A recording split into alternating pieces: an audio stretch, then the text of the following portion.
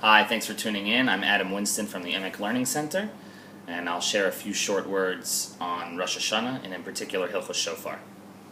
The Gemara in Tractate Rosh Hashanah, folio 34, side A, relates that Rabbi Abahu enacted a decree that we should blow the shofar with Ganuche and Yalule together. That is what we know today as Shvarim Trua, 3 intermediate blasts, followed by 9 staccato blasts. And the reason for this decree was, says Rabbi Abahu, that we are mesupik, we're in doubt as to what the Trua mentioned in the Torah actually sounded like. Was it Ganuche or was it Yalule? And the Rambam brings this down the halacha, and the language of the Rambam is very poignant. It says the Rambam, Trua zo ha'amura b'Torah, this Trua mentioned in the Torah, nestapik lanu ba safek.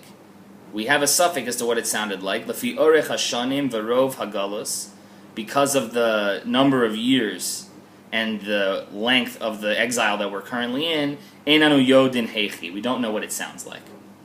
So the Chassam Sofer asked a question on the Rambam, what's the connection between our exile and our being in doubt as to what the Trua sounds like? Says the Chassam Sofer, it would seem to me that they've been blowing the shofar since the times of Moshe Rabbeinu, and they knew how to do it then, so we should have just followed year after year the minhag of Moshe Rabbeinu. What is it that the Gullus did to us that made us masupik as to how the Trua sounds? And the Chassam Sofer says that you have to understand the nature of Ganuche and Yalule. The Chassam Sofer says that Ganuche, the Shvarim of today, is only connected to tsar, is only connected to pain. That we blow the Shvarim and that expresses a tefillah to HaKadosh Baruch Hu to help us. But the Yalule could be either simcha, besimcha, or also in times of tsar. And he explains that the Trua on Yovel year is definitely a sign of simcha, and the Trua before the Chet HaMeraglim, when they were carrying the banners out into the desert, was also a sign of simcha.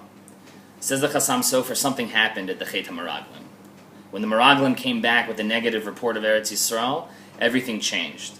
Chazal tell us that at that moment, HaKadosh Baruch Hu decided not to lead us straight into Eretz Yisrael, but to lead us in circles for 40 years. So says the Chassam Sofer, for the rest of the years in the Midbar and beyond, after the Chet HaMeraglim, the Jews didn't know whether they were headed towards Eretz Yisrael or whether they were headed backwards, and every year was a suffix whether we were besimcha or b'tzar. And for that reason, we don't know how they blew the shofar. There's no Masorah as to whether they blew a Ganuche or a Yalule or a Ganuche and a Yalule together.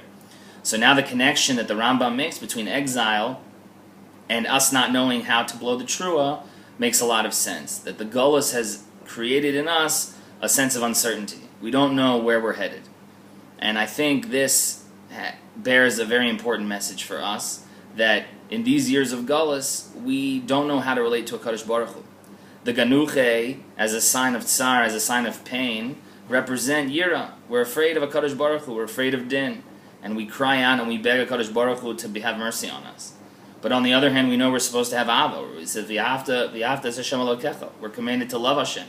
And so we have to also be besimcha. And it's our nature in this generation to not know how to feel about things, not know how to feel towards HaKadosh Baruch Hu, towards the mitzvahs, towards living in Eretz Yisrael, living abroad, towards how we feel about our friends and family. We're in an age of uncertainty. And the Gullus is responsible for that.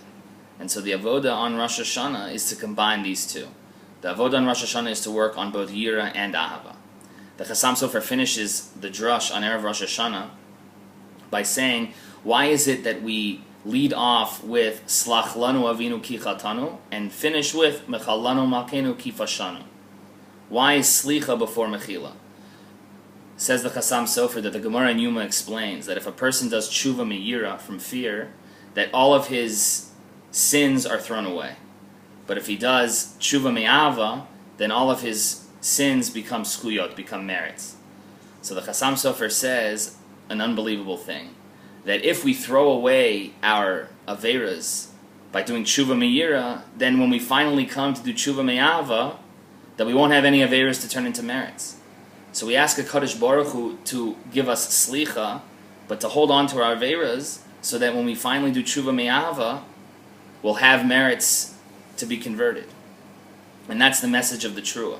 We're masupik now as to whether we can do tshuva, me'ira, tshuva, me'ava. We just want to do tshuva. But HaKadosh Baruch Hu knows that if we do tshuva me'ira, that eventually we'll come to tshuva me'ava.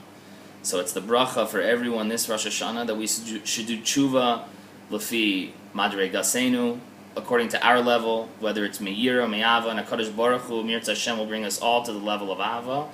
And we won't be Mesupik next year, we won't be in Gullus next year, and we'll know exactly what Trua was blasted in the times of Moshe Rabbeinu.